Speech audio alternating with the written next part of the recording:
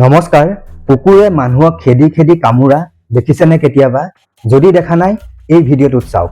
এই ভিডিঅ'টোত যি দেখা পাব আপোনাৰ গাৰ নোম শিয়ৰি উঠিব, আপোনাৰ ভয় লাগি যাব। ঘটনাটো পাঞ্জাৱৰ পাটিয়ালা চহৰত। এহাল দম্পতীয়ে ভাড়াঘৰ বিচাৰি এজন মানুহৰ ঘৰলৈ গৈছিলে।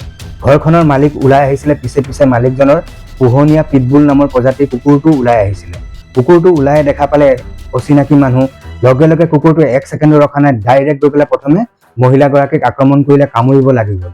তেতিয়া হাজবেণ্ডজন ওচৰতে আছিলে, হাজবেণ্ডজনে কি কৰিলে, আঁতৰাবলৈ চেষ্টা কৰিলে, লগে লগে হাজবেণ্ডজনকো কামুৰিব লাগি গ'ল। আপোনালোকে ভিডিঅ'টোত দেখা পাইছে কেনেধৰণে কামুৰিবলৈ আৰম্ভ কৰিছে। 65 ছেকেণ্ডত 26 বাৰকৈ কামুৰিছে, গোটেইখন বখলা বখল কৰি পেলাইছে।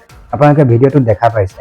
তাৰপিছত এগৰাকী বয়োজ্যেষ্ঠ মহিলা আহিছে, লাঠি এডাল লৈ আঁতৰাবলৈ চেষ্টা কৰিছে, কিন্তু এই কুকুৰটোৱে পাত্তাই দিয়া নাই। তাৰপিছত মালিকজন আহিছে, আঁতৰাবলৈ চেষ্টা কৰিছে, পাত্তাই দিয়া নাই। যেতিয়া কেইবাজনো মানুহে লাঠি জোং লৈ আহিছে, তাৰপিছতহে কুকুৰটো আঁতৰ কৰিব পাৰিছে। সম্প্ৰতি এই দাম্পতীহাল এতিয়া হস্পিটেলাইজ হৈ আছে আৰু মহিলাগৰাকীৰ অৱস্থা অতি শোচনীয়। আৰু যিগৰাকী কুকুৰৰ মালিক, তেখেতৰ ওপৰত BNS-ৰ ধাৰাৰ অধীনত এটা গোচৰো ৰুজু হৈছে। এতিয়া আপোনালোকে কি ভাবে, এই যি ঘটনা আপোনালোকে দেখা পালে ভিডিঅ'ত, এতিয়া কুকুৰটো দোষী নে কুকুৰৰ মালিকজন দোষী?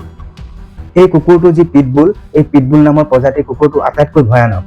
আমাৰ ভাৰতৰ বহুখিনি জেগাত এই কুকুৰটো পুহিবলৈ নিদিয়ে, বহুখিনি নিষিদ্ধ, মানে ৰেষ্ট্ৰিকশ্যন আছে। এই কুকুৰটো যিহেতু এই কুকুৰটো এনেকুৱা এবিধ প্ৰজাতি, আটাইতকৈ ভয়ানক, নিজৰ মালিকৰ বাহিৰে কাকো চিনি নাপায়, বেলেগক দেখিলে লগে লগে আক্ৰমণ কৰে, বহুত বেছি ডেঞ্জাৰ মানে।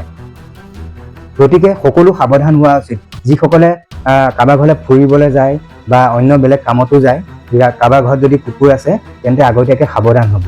আৰু যিসকলে কুকুৰলৈ ভয় খায়, এই ভিডিঅ'টো তেওঁলোকলৈ প্ৰেৰণ কৰি দিয়ক। আৰু আপোনালোকে এটা কমেণ্ট কৰিব যে এই কুকুৰটো দোষী নে কুকুৰৰ মালিকটো দোষী। কুকুৰৰ মালিকটোৱে কোনোবা আহিছে বুলি গম পাওঁতে কুকুৰটোক বান্ধিও ৰাখিব পাৰিলেহেঁতেন, কিন্তু বান্ধি নাৰাখিলে।